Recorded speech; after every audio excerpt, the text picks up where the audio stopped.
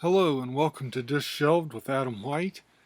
Today I'm going to talk about True Grit by Charles Portis. Ever since Michael K. Vaughan's exciting June on the Range read along, I've been wanting to read more westerns, and this is the first chance I've got to do it since we did June on the Range. True Grit, which I always knew was a movie. I didn't even realize it was a novel first because it got made into a movie so quickly after being released. I always knew of the John Wayne movie, and then they remade it later with, um,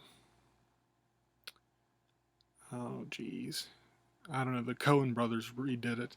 And I've never actually seen either one of them, but I'm going to watch them now that I've read the book because I always like to read the book first because the movies never hold up to the book. And I always like to make sure to read the book first. Uh, so I finally read the book. I'm going to watch both the movies coming up, but uh, the True Grit is about a 14-year-old girl named Maddie Ross. I'm looking at what it says over here on my iPad. Uh, anyway, she's 14 years old, and her father is gunned down by a cowardly guy that was drunk, that her father had been good to, and he gunned him down and stole his money and some gold coins and his horse. So Maddie um, sets out to find this coward and make him pay for what he did to her father. Now, Maddie is exceptionally smart. She's also the first person narrator of it. She's narrating it as an older adult, remembering back to her time as if she's recounting it almost like an autobiography of this time.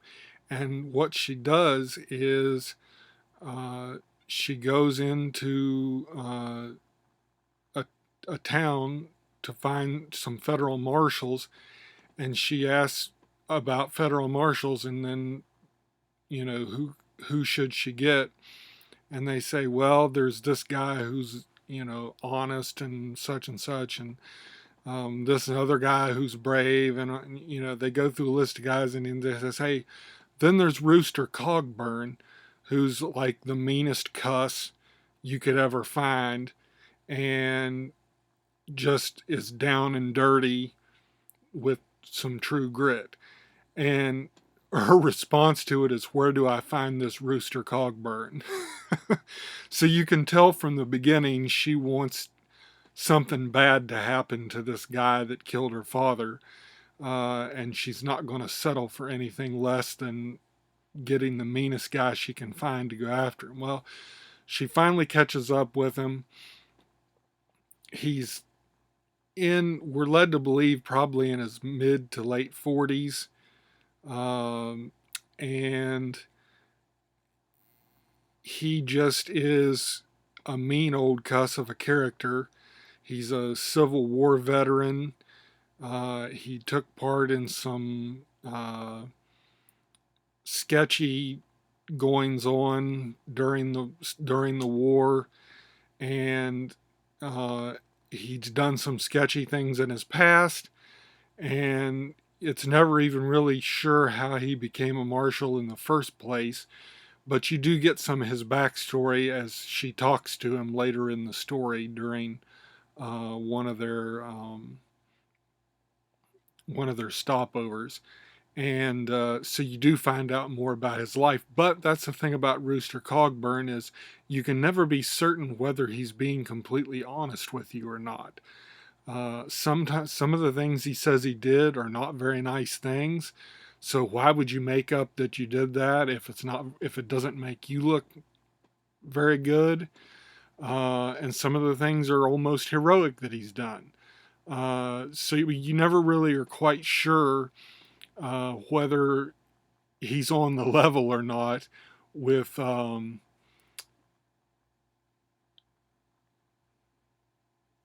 sorry about that.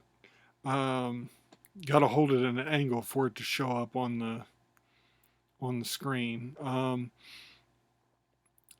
but you're never quite sure about what to think about Rooster, but you learn through his actions and what he does during the story what his real worth is. You do find out whether he's really a good guy or not. Um, there's also another character, a Texas Ranger named LaBeef, which is just a funny name. And he goes along with them too. They try their best to get rid of her at the beginning of the journey because they don't want a 14-year-old girl hanging around with them. And because what they've got to do going after this guy is not going to be pretty. And, but she's absolutely adamant that she's going to go with them. And, and she ends up staying with them through uh, her own grit. Uh, the story's believable as being seen through the eyes of a 14-year-old girl. She does all she does. She's done all the learning for her family, so all the record books and things like that for her family's farm, and I think maybe cattle and stuff. She takes care of all the books even at 14 because she's educated and her mother's not.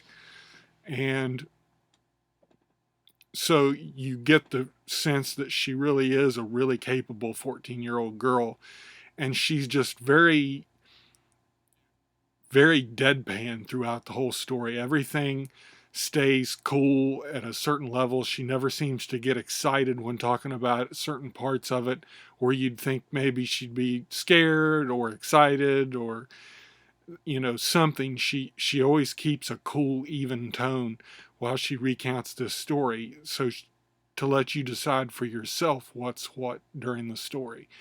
And I think that works really well because um, whereas you aren't sure about Rooster and what he's done in the past, you can take her at her word as a truthful narrator. And so what she tells you, is is the right thing and is the truth. Uh, I just really enjoyed this book. It is a western, uh, but it's told through the eyes of someone that's seen the 20th century. And you really get a good sense of the Old West in a way that's not, she doesn't sugarcoat it at all. Everything is told very matter of factly. Um, you get it. She's a really good narrator. And Charles Portis did an exceptional job with this. I think it's a true classic, is what it is. And I think it should be read in schools, but I think it just got overshadowed by the John Wayne movie. And and I think the school teachers were probably like, if it's a John Wayne movie, then it's no count. And I think that really does a disservice to this book because, and that's not to say that the John Wayne movie is bad. I haven't seen it, but I'll probably enjoy it. I guarantee it's not as good as the book. And I'm sure there's things in it that they've changed just to come to the screen. But um, I've got nothing against John Wayne. I've liked John Wayne movies that I've watched. Um, and, but I think that may have been detrimental to the book in the eyes of school teachers, especially during the late 60s and early 70s when this first came out. I think it should be read in schools. Uh, you get the same kind of ideas, maybe like from Huck Finn or The Wizard of Oz. You get the same kind of quests of a young character. Um, but she's very much a young character living in an adult's world. And you really get a good sense of that throughout the whole story on all the things that she witnesses and what she goes through. You really just get a good sense of what the Old West was really like during that time. And yeah, there it goes. Anyway, it was an excellent book. I highly recommend it. It's got action. It starts right at the beginning with her telling you about her father being killed and how she's going to go after the guy, and who has a couple of different names he goes by. And she doesn't know that at the time, but um,